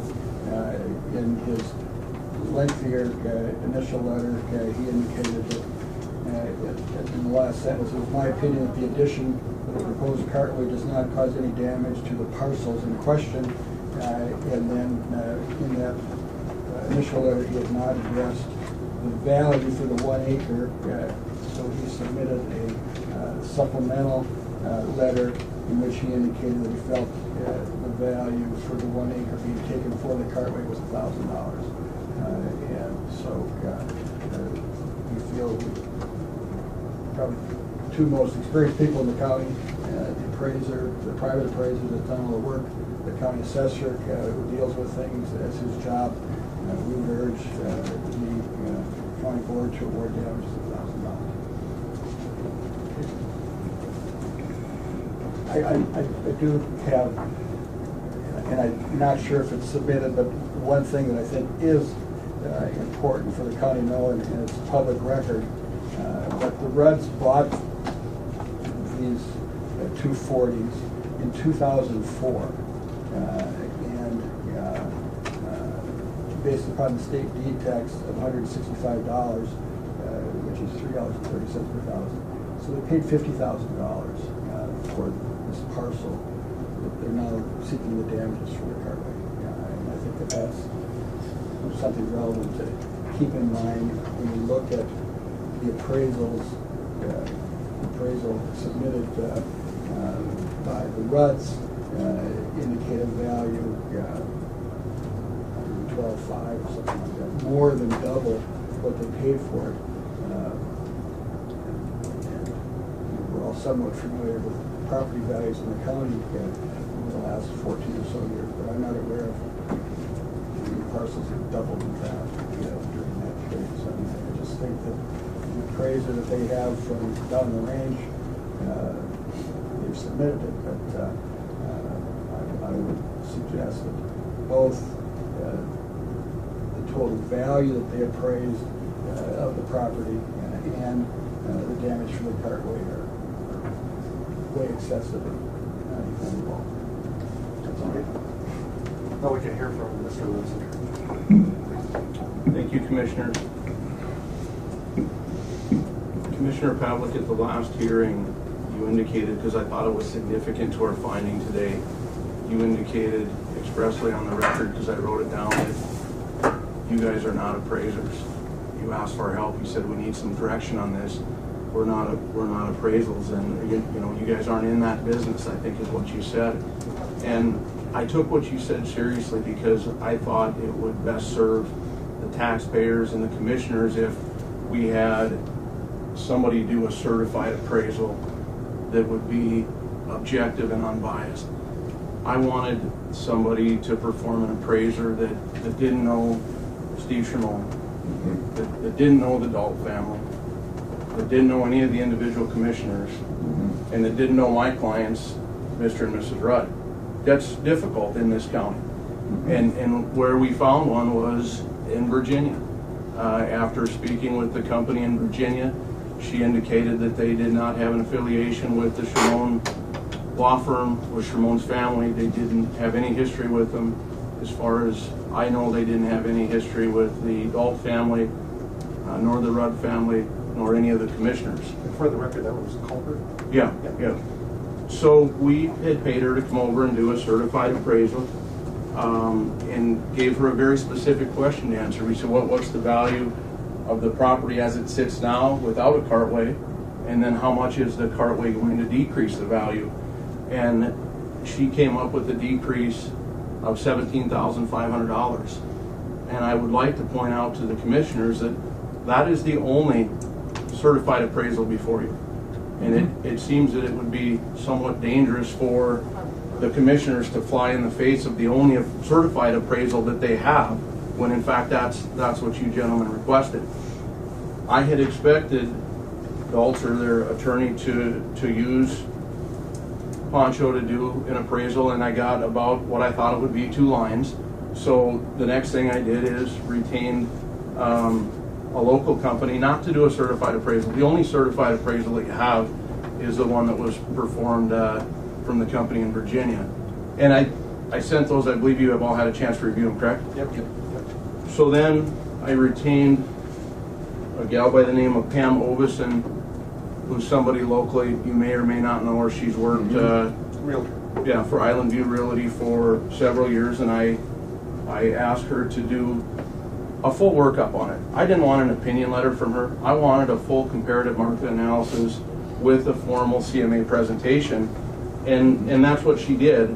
And you'll see it's not a mere opinion letter, it's actual comparative market analysis, and it's her determination that the property should sell for around $150,000 without the cartway and $120,000 with the cartway. So she's at a $30,000 decrease in value. I acknowledge that that's more than the $17,500 decrease in value from the certified appraisal. The other thing I submitted for your review, because it's actual evidence, is an affidavit of Joe Williams. Have you had an opportunity to review that? Absolutely. You'll see that's a sworn statement. It's an under oath statement. It's notarized. He was in a position to purchase this property for $160,000, very close to the number that the local realtor came up with. He had his financing in place. They were prepared to close. I have spoke with him on more than one occasion, and he was not willing to buy a piece of land, to buy a piece of recreational property with a 33-foot road going through the middle of it.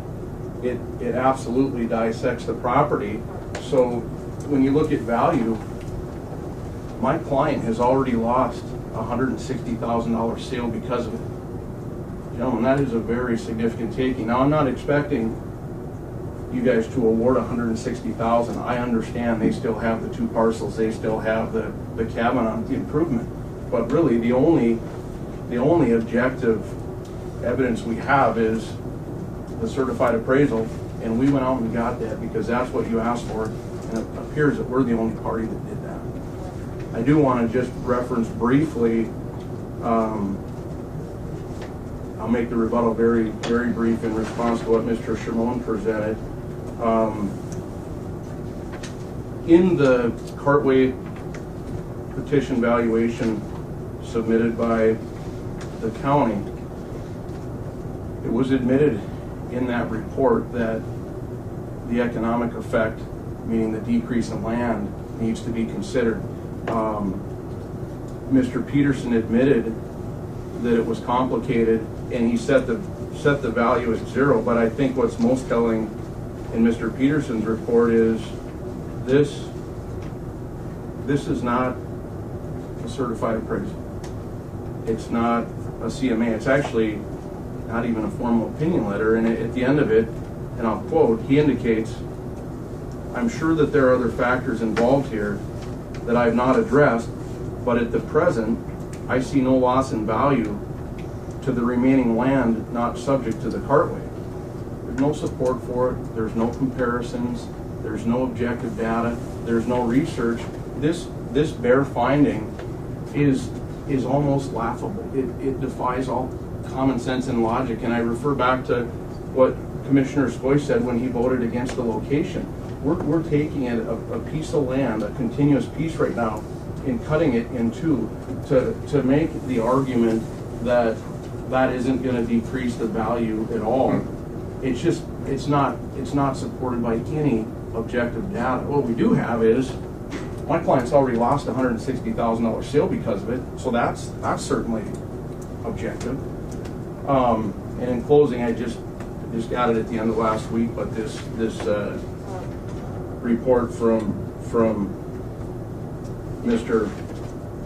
Krantz, it's a little bit interesting. On Wednesday or Thursday, he indicated, again, it's always somewhat alarming to me, and I'm not trying to pick on him. I know he's well respected in the community, and all you know him, I certainly support what he's done in the past, but it's a little bit interesting when his list of credentials is more than the reports. I can't see that he did any research on it other than an opinion for the adults and Mr. Shimon, and basically said, you know, this is worth nothing. That was on Wednesday or Thursday, and then I speculate either Mr. Shimon or the adults said, well, you gotta say it's worth something. We're taking 33 feet of their land through the whole acre. So then a day or two later, we got another letter from Mr. Krantz. And that one's really short. It's just 2 sentences that says, in my opinion, the fair market value for the parcel taken would be $1,000 at most. And again, I want to go back here to what Commissioner Skoye said at the hearing. The best use for this land is recreational or hunting. I think everybody in this room agrees to that. We're taking one piece and putting it into 2 pieces. There's a current deer stand there right now. It's going to become part of a public road. I think everybody here, and if they don't know, Jeff can educate it on, you can't shoot down a public road. You can't shoot over a public road. You can't shoot across a public road. There's restrictions as to using snowmobiles and ATVs on public roads. So I mean, we're absolutely taking all those rights away. And I remember at one hearing, we talked about some of the land, Commissioner Paddock, that your family has just to the east of it. Well, if you went out to that group of hunters and said, hey gentlemen, we're gonna rifle a 33-foot road through your hunting property, but it's great. According to Mr. Krantz, you guys have more access points. Every single person I know that has hunting and recreational land, they don't want more access points. They don't want the public getting into their recreational and access area. Commissioner Skoye, I think about your region. I know a lot of the recreational and hunting land down in the Mizpah, North Home Gemmel area, and I would like to see the commissioners go into those landowners and say, we're gonna pirate a 33-foot road through here for you. It's gonna be great because the county says so, and by the way, we'll give you a few $100 or $1,000. It is not supported by law. I respectfully request that you follow the only objective data you have, and that's the certified appraisal that you requested. Thank you.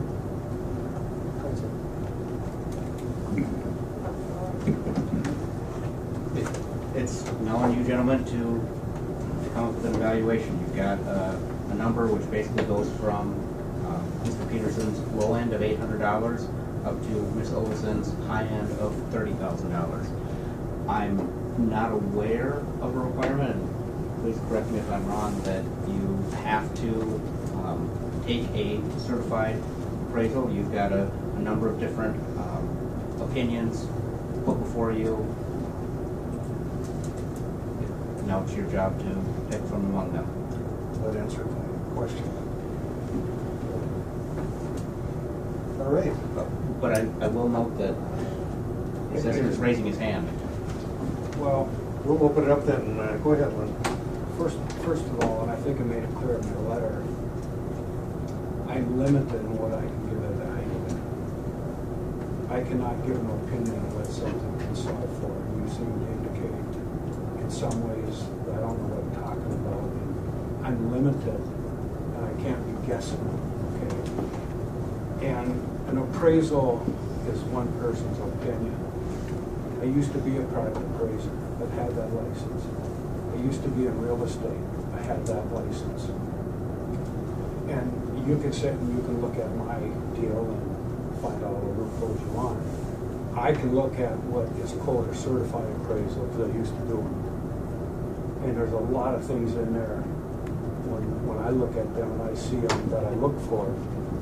And I'll share some of them. I find it interesting that when you're evaluating 80 acres, there's no 80-acre comps. And Lynn, just to keep it proper, you have to address the board. Okay, I'm sorry. Okay, my apologies. All the comps were 40 acres or a 21 acre. Okay, and in my, unless I missed something, there's about 18 sales of acreage only in the last year, and 5 of them were 40, the rest were 65, 52, 23, 82, 47, or I'm sorry, 80 acres, 70, 40, 80, 60, 40, 80, 80, 79, and then there were 160, 120. When you look at the appraisal, all the comps are pluses. That means if you use 40 acres, you're gonna get a higher value per acre than if you use 80, 60, 120. It's gonna drive the appraisal up. If you look at appraisal, and all of the comps have been adjusted up, that's kind of indication to me there's no comps that were taken up that had to be adjusted down. Okay, I know enough, and I'm not making any accusations here. I know enough when you go out and you get appraisal, you can say, hey, I want a high appraisal, I want a low appraisal. And I'm not alleging that's what was done here by any means. I'm looking at the numbers, and in addition to that, you have a building that we have around 35,000 on, and every comp, $50,000 was added to the value of the comp when there wasn't a building on there, okay? And so I just personally would like to have seen higher comparisons of acreage, 80s, 60s, not 21. When you use a 21 acre piece, you've got to make a horrible adjustment to it. And then the only other thing I find interesting is the value from Pam. I would only tell you, when I looked at that, my only question was, it appeared to me that on comps 4 and 5, she added $50,000 of cabin value when there were buildings on there. I could be wrong, but that's what it appears to me. And also, I would say 2 of those comps are not even in the county. They're in Bigford, Tasker County.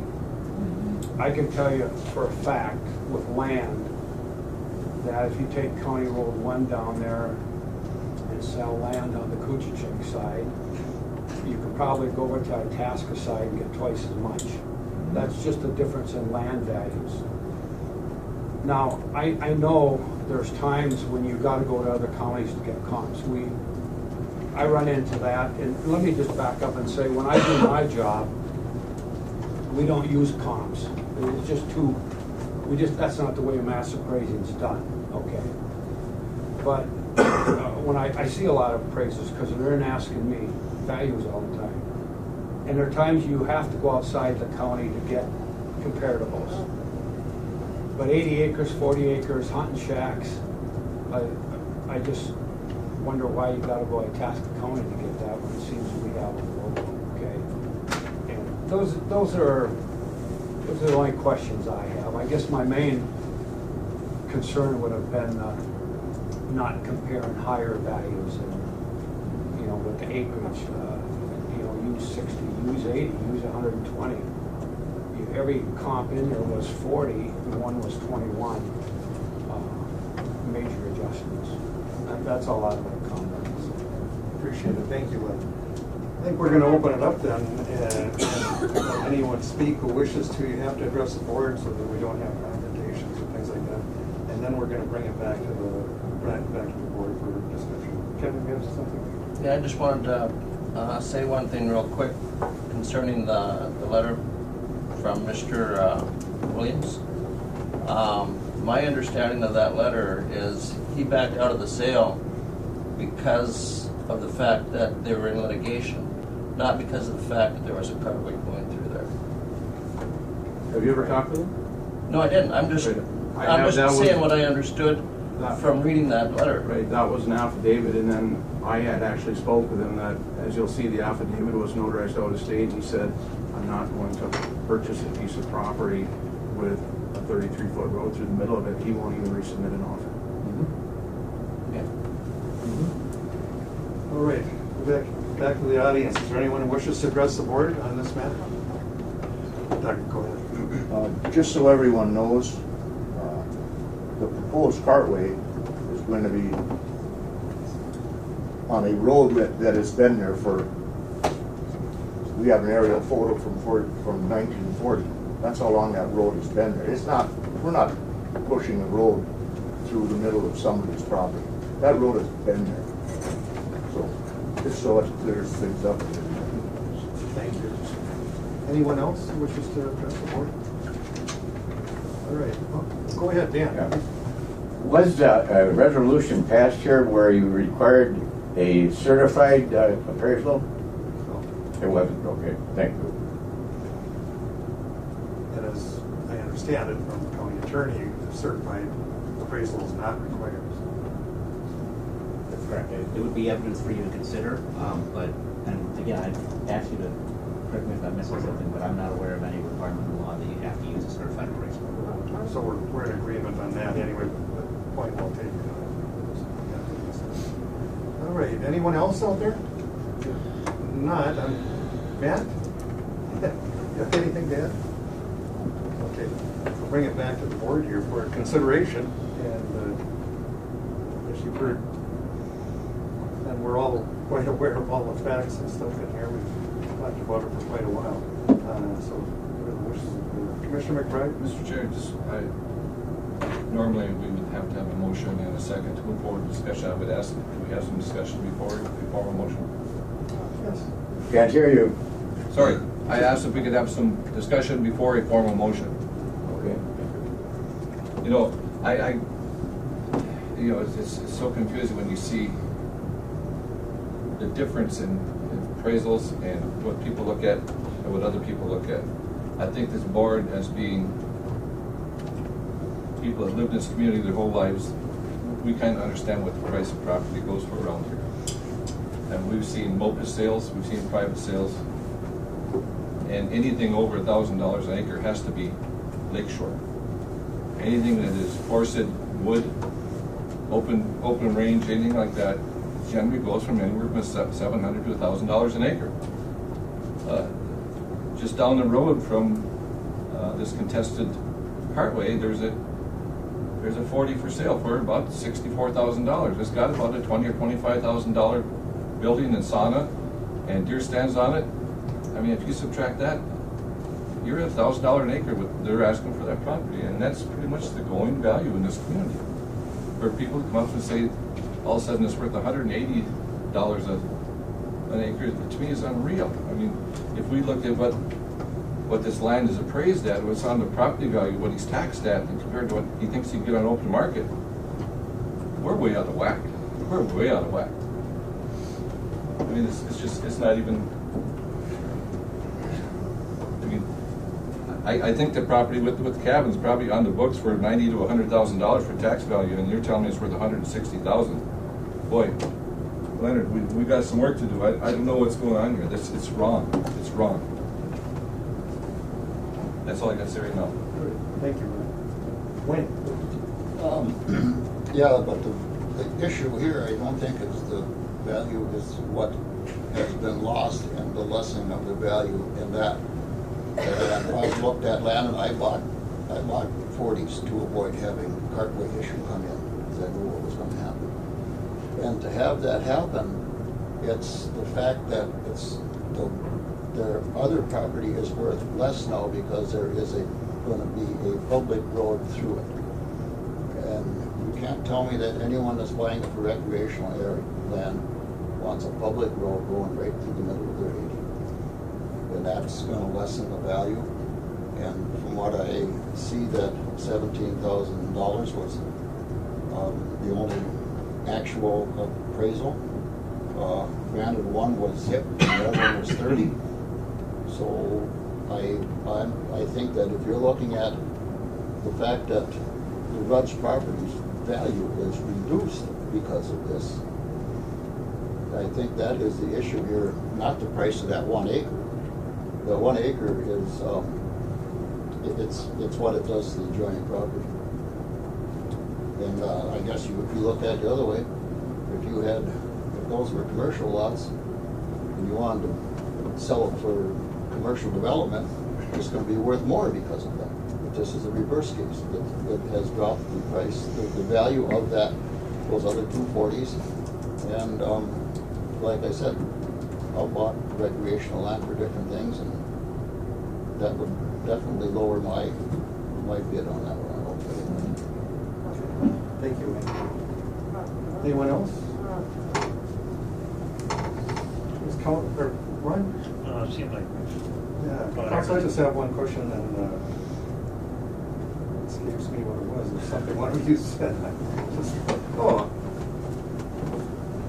If, no matter what decision the board makes, am I correct, or, and just to refresh my memory from other carway hearings, either party has the option to appeal this further, or how does that work? Correct. Okay. So that is, all right, that answers that question. All right. You know, and just one last thing, and I just think there are a lot of fingers being pointed at people and pointed at the county board. You know, we're only doing what the state of Minnesota says we have to do. You know, years ago, we talked about it before, we fought a cartway on the side of the landowner. And we lost that in court. And this time, everything was presented, we're only following the state law, what the cartway law says. And we progressed it, we followed the letter of the law, I believe. And so, I mean, for us, be saying that we're taking this land, we're only saying what the state legislature says we have to do. It says we have to establish a cartway if they fulfilled all the parts of the petition. So, I mean, I don't see any other thing. You know, back in 2008 or 9, we established a cartway. You know, and it's about 2,100 feet through 240s. And I know what the damages we paid, and it was not anywhere near what some people are asking for. It was in the neighborhood of about $4,600 for 2,100 feet of through forested timber. I mean, so if we're going to use comparables, I would have to look at that as being a comparable. Thank you, Brian. So when it comes to, or Wayne, please, go ahead. Yeah, I agree with Commissioner McBride. This is probably the thing that in my time on the board has been the thing that's kind of issue creating. But it is, and we do have to, by statute, do this. And so I think that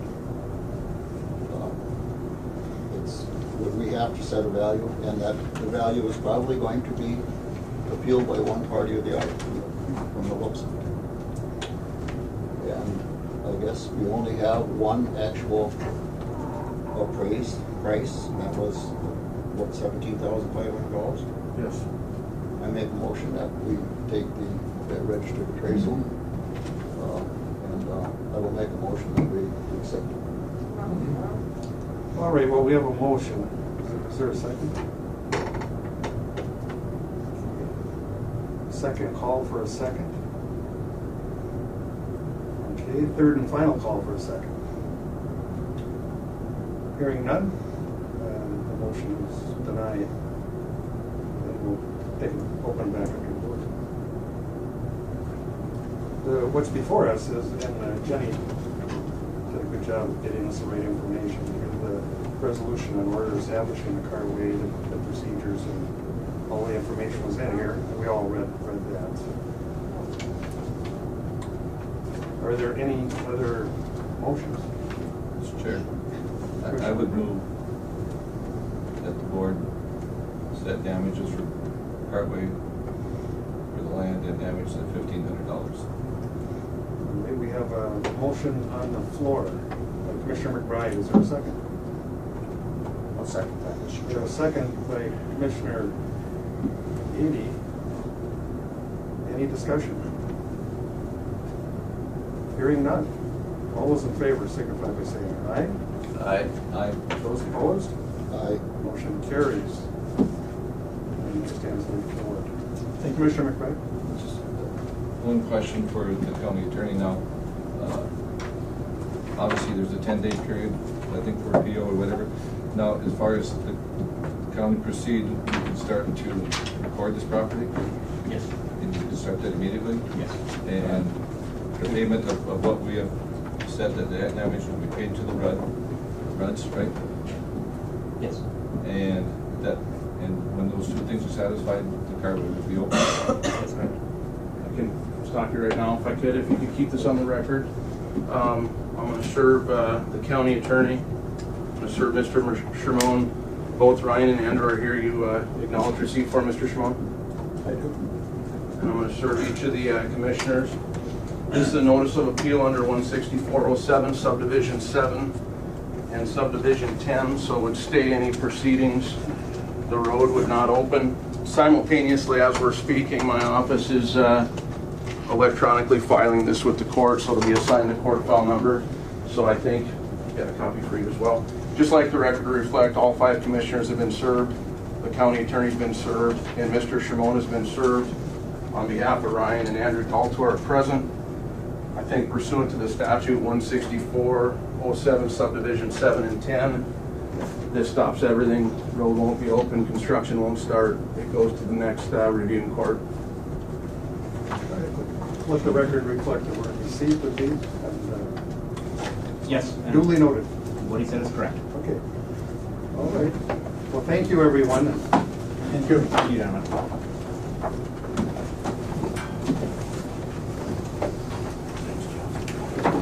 All right. Now we're going to go on to, I'll wait till we clear the room a little bit. Thank you, Commissioners. You bet. Thank you, everybody, all of you.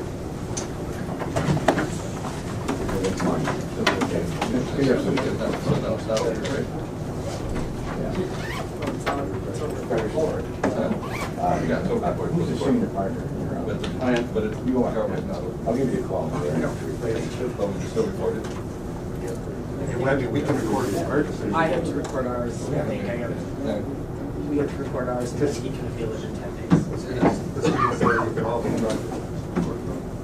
All right, well, anyway, we're going to open it up for public comment. Sounds like you cannot open. I don't know what that is. I don't know what that is. Anyone here for public comment? I don't represent any sense right now. We're going to I'm just watching. Tricia, come on up here. I knew he was going to get you up here.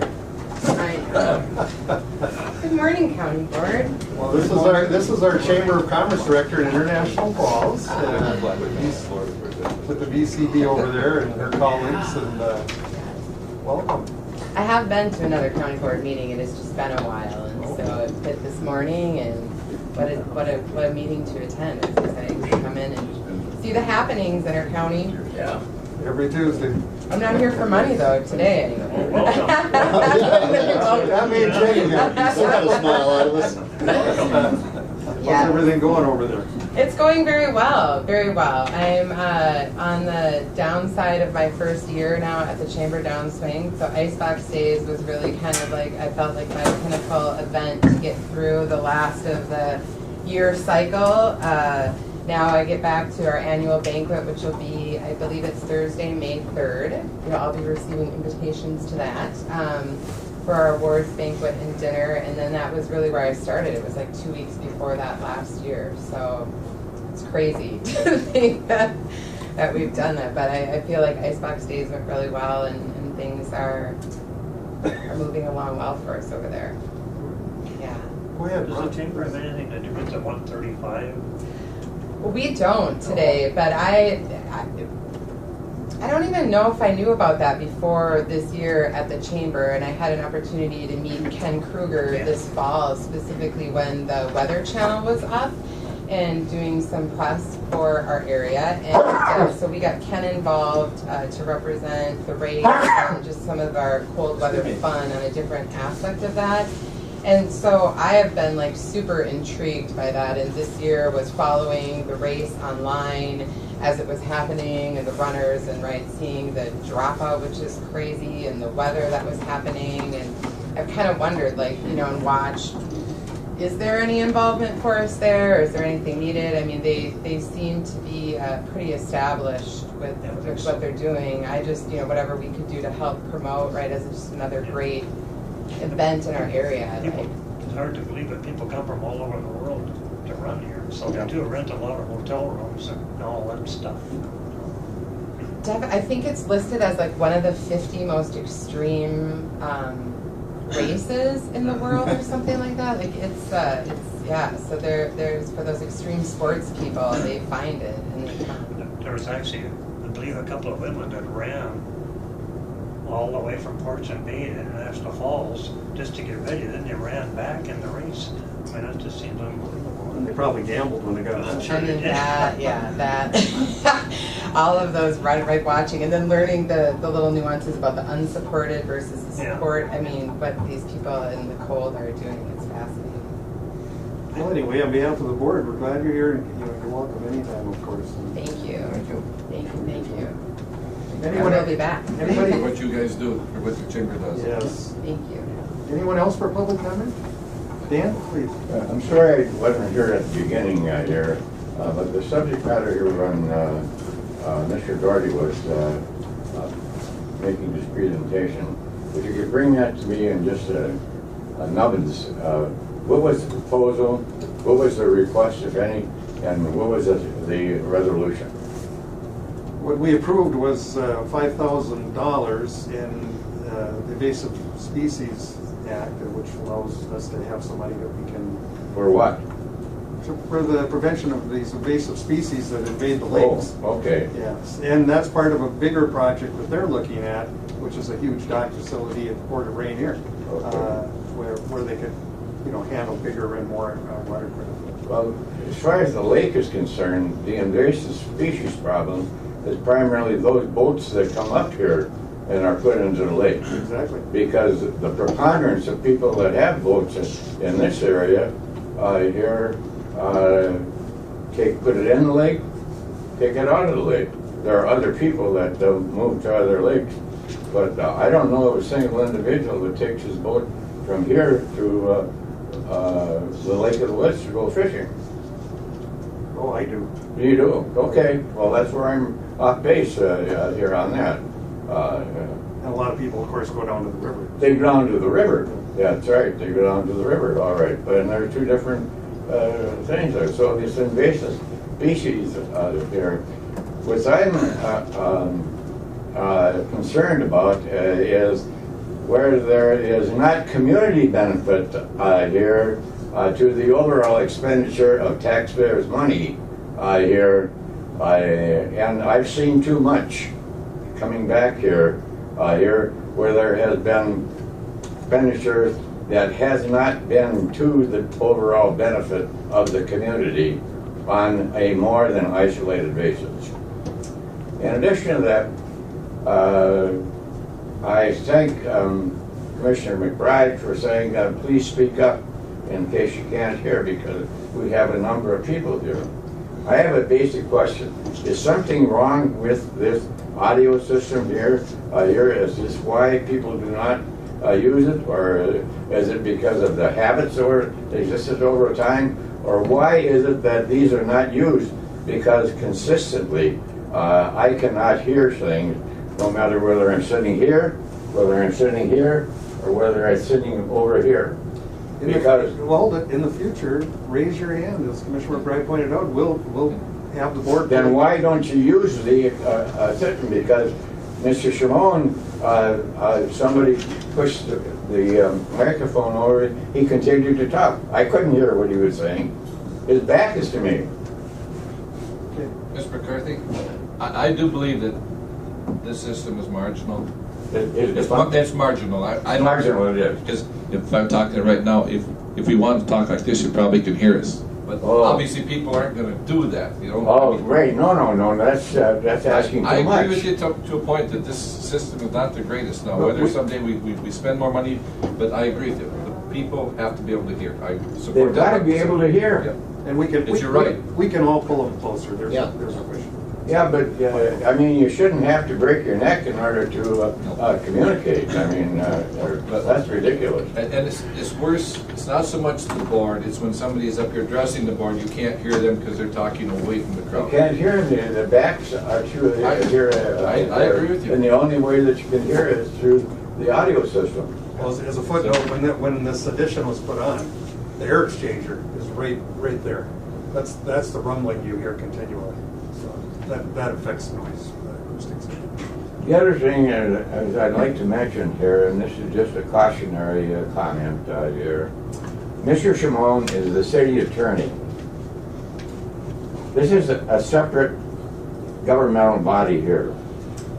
Using him in that kind of a situation here where you're involved in something that has to do with this borders on the area of conflict of interest. We're not using the county. We're not using Mr. Shimon. Pardon me? The county is not using Mr. Shimon. That's Dalt's attorney.